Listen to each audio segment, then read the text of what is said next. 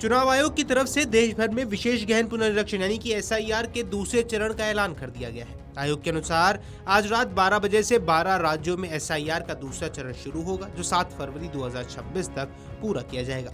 यानी 7 फरवरी 2026 को नई मतदाता सूची सामने आ जाएगी। चुनाव आयोग ने सोमवार को दूसरे चरण के विशेष गहन पुनरीक्षण यानी कि एसआईआर का ऐलान किया है। दूसरे चरण में 12 राज्यों में एसआईआर करवाया जाएगा।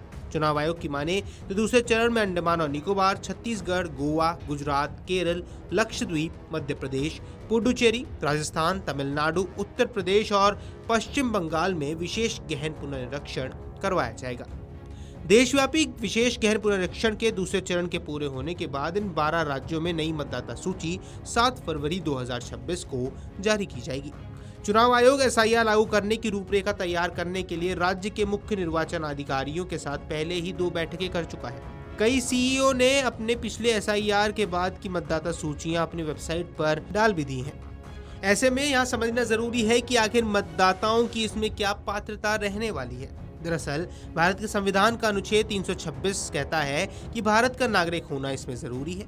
कम से कम 18 वर्ष की आयु, निर्वाचन क्षेत्र का सामान्य निवासी और किसी भी कानून के तहत अयोग्य नहीं होना चाहिए। कानून के अनुसार मतदाता सूची को संशोधित किया जाना अति आवश्यक है। हर चुनाव से पहले या आवश्यकता के अनुसार इसमें संशोधन करना जरूरी होता है। राजनीतिक दल मतदाता सूची की गुणवत्ता से संबंधित मुद्दे उठाते रहे हैं।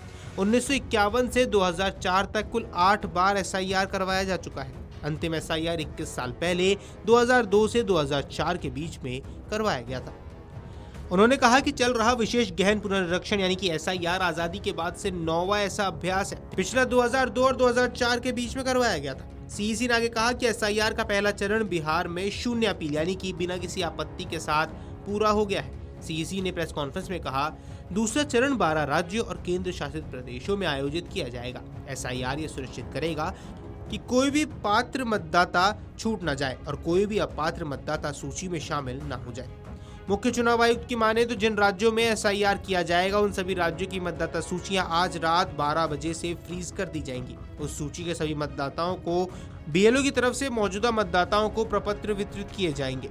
आपको बता दें, इन गणना प्रपत्रों में वर्तमान मतदाता सूची के सभी आवश्यक विवरण होंगे। बीएलओ की तरफ से मौजूदा मतदाताओं को प्रपत्र वितरित करने के बाद जिन सभी के नाम गणना प्रपत्रों में है, वे ये मिलान करने का प्रयास करेंगे कि क्या उनका नाम 2003 की मतदाता सूची में था। यदि हाँ, तो उन्हें कोई अतिरिक्त दस्तावेज जमा करने की आवश्यकता नहीं है। यदि उनका नाम नहीं बल्कि उनके माता पिता का नाम सूची में था तो भी उन्हें कोई अतिरिक्त दस्तावेज जमा करने की आवश्यकता नहीं। 2002 से 2004 तक की एसआईआर की मतदाता सूची voters.eci.gov.in पर कोई भी देख सकता है और वो खुद मिलान भी कर सकता है।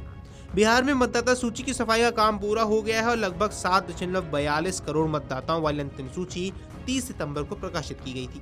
राज्य में मतदान 2 चरणों में होगा, 6 नवंबर और 11 नवंबर को, और मतगणना 14 नवंबर को निर्धारित की गई है। Video desk अमरउजाला.com।